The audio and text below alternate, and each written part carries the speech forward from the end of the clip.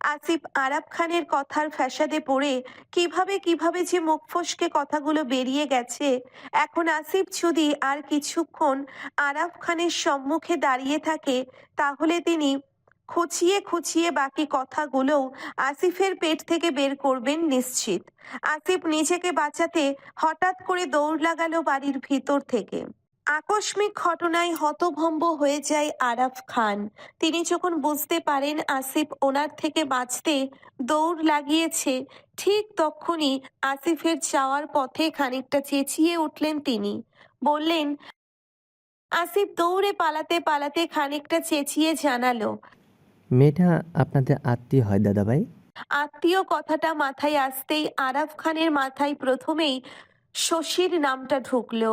মেয়েটার সাথে হৃদের সম্পর্কে কথা শুনেছিল ওনারা আরো কয়েক বছর আগে।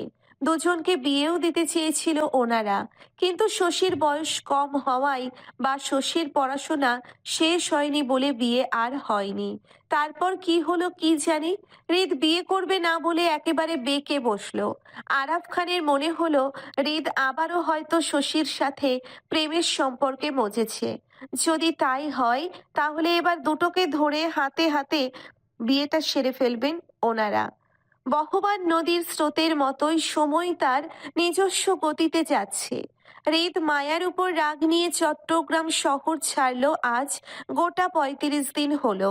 এতে মায়ার অবশ্য ভাবান্তর নেই।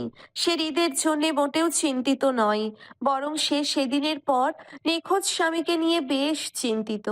হৃদ চুক্তিপত্রের কাগজগুলো মায়াকে ফিরতে দেয়নি, উল্টে মায়াকে হুমকি ধামকি দিয়ে শাসিয়ে গেল।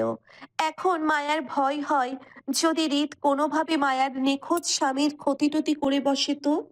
মায়ার নিজের স্বামীর জন্যে অস্থির উন্মাদনা হয়ে সেদিন হৃদের হাতে মার খেয়ে বাসায় এসে প্রথমে নিজের স্বামীকে ফোন দিয়েছিল খোঁজ নিতে।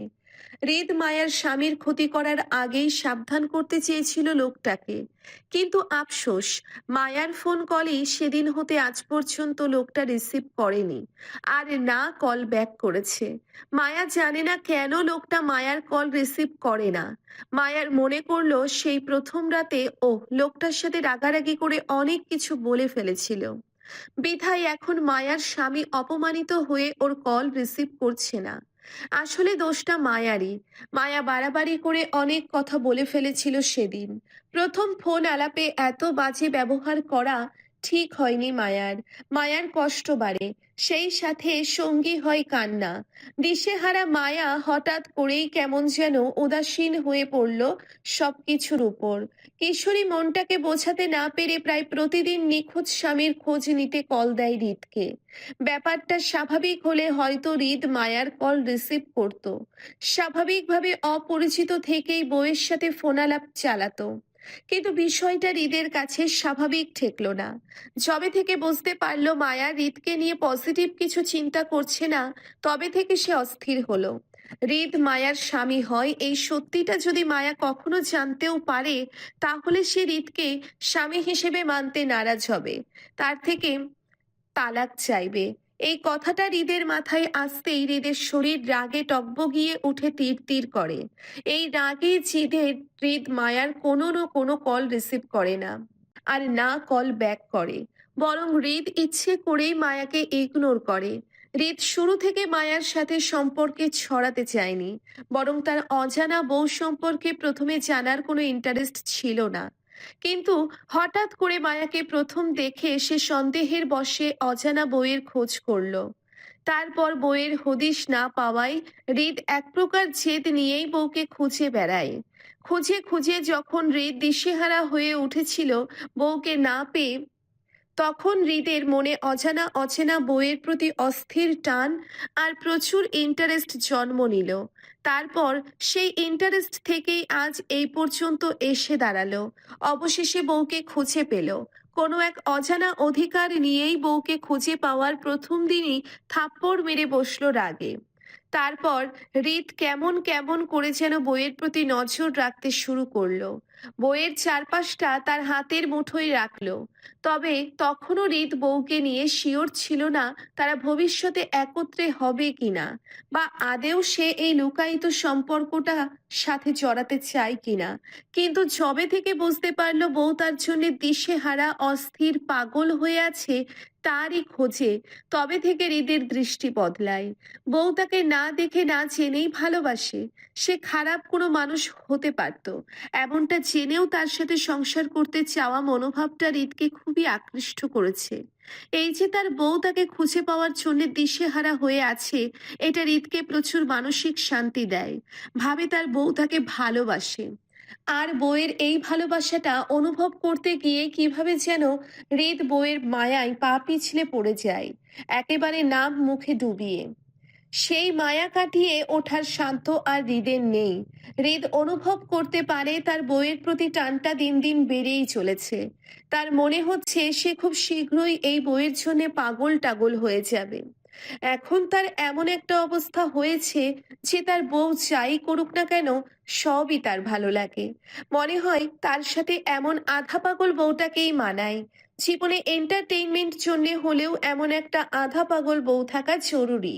এই যে তার বউ তাকে এত আগ্রহ নিয়ে দিনে দিনে অবসেশন চিত্তি পাগল বানাচ্ছে, আর সে দুর্বল হার্টে পরিণত হয়ে পাগল হচ্ছে। এখন যদি শুনতে হয় তার বউয়ের ভালোবাসা মূলত তার জন্যে নয়, তাহলে কেমনটা লাগে?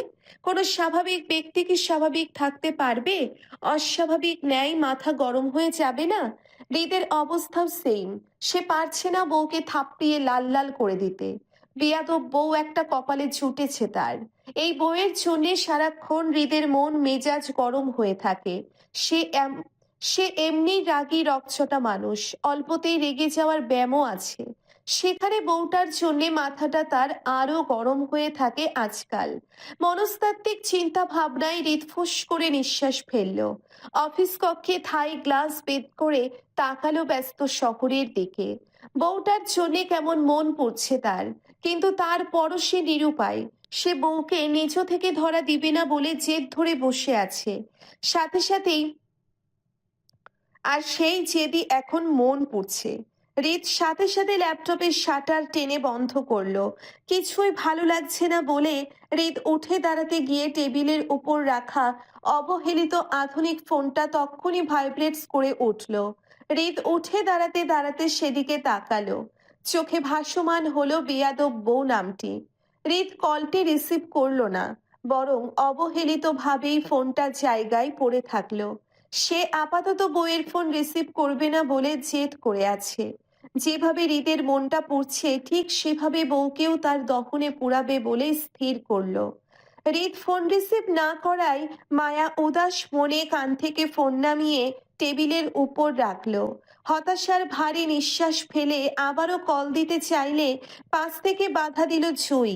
রাগান্বিত গলায় বলল, কলেজ ক্যান্টিনে দ্বিতীয় তলায় কোণার টেবিলে গোল হয়ে বসে চার বান্ধবী। মায়া মুখোমুখি জুই বসে কপট রাগ দেখিয়ে কথাগুলো বলল মায়াকে। মায়া জুইয়ের কথার উত্তর দিয়ে দৃঢ় মনে বলল, লজ্জা, আত্মসম্মানবোধ দুটোই আছে আমার, জুই। কিন্তু তাই বলে সব জায়গায় আত্মসম্মানবোধ দেখাতে নেই। বিশেষ করে একটা সম্পর্ক সুস্থ রাখতে গেলে মাঝে মধ্যেই নিজের আত্মসম্মানবোধ ও খোয়াতে হয়। সব জায়গায় সবকিছু চলে না। আমার সম্পর্কটাও ঠিক তাই, ভীষণ নড়বড়ে একটা সম্পর্ক। তাই আমার অসুস্থ সম্পর্কটাকে আগে সুস্থ করি, তারপর না হয় আত্মসম্মান বোধটা দেখানো যাবে। শ্রম না করে ভালো ফসলের চিন্তা করা যেমন বোকামি, ঠিক তেমনই একটা সম্পর্কে ভালোবাসা তৈরি না করে তার উপর অভিমান করে আত্মসম্মান বোধ নিয়ে বসে থাকলে ওপাশের মানুষটা কখনো আর আমার কদর বুঝবে না। আমার কদর বা গুরুত্ব সামনের মানুষটাকে বোঝাতে গেলে আমাকে অবশ্যই সেই মানুষটাকে স্পেশাল স্পেশাল ফিল করাতে হবে। তবেই না সে আমার জন্য পাগল হবে। এখন দুনিয়ায় গিভ অ্যান্ড টেকের নিয়মে চলছে জুই। এক হাতে দাও তো অন্য হাতে নাও। তাই আমাকে কিছু পেতে হলে অবশ্যই কিছু দিতে হবে। আজ আমি তাকে পাত্তা দিচ্ছি, কাল সে আমাকে গুরুত্ব দেবে। এটাই তো নিয়ম, তাই না? মায়ার জ্ঞানী জ্ঞানী কথায় বেশ অসন্তুষ্ট হলো জুই। তারপরও রাগ রাগ নিয়ে বলল জুই, মায়া উত্তর আসলো একইভাবে, দৃঢ়তা দেখিয়ে বলল, সে আমাকে গুরুত্ব দেয় জুই। আর দেয় বলেই সে আজ পর্যন্ত আমার কলটা কখনো কেটে দেয়নি। আর না আমার নাম্বারটা দেখে ব্লক লিস্টে ফেলেছে। আমার কি মনে হয় জানিস জুই, লোকটা কোনো কারণে হয়তো আমার উপর রাগ করে আছে। আর সেই রাগ নিয়ে হয়তো আমার সাথে কথা বলতে চাইছে না। হতে পারে আমার প্রথম দিনের ব্যবহারে লোকটা অসন্তুষ্ট। আমার উচিত হয়নি তার সাথে ওইভাবে রেগে কথা বলার। মায়ার কথায় এবারও জুই অসন্তুষ্ট গলা ঝেড়ে বলল। মায়া ফোন চালাতে চালাতে ছোট্ট করে সম্মতি দিল।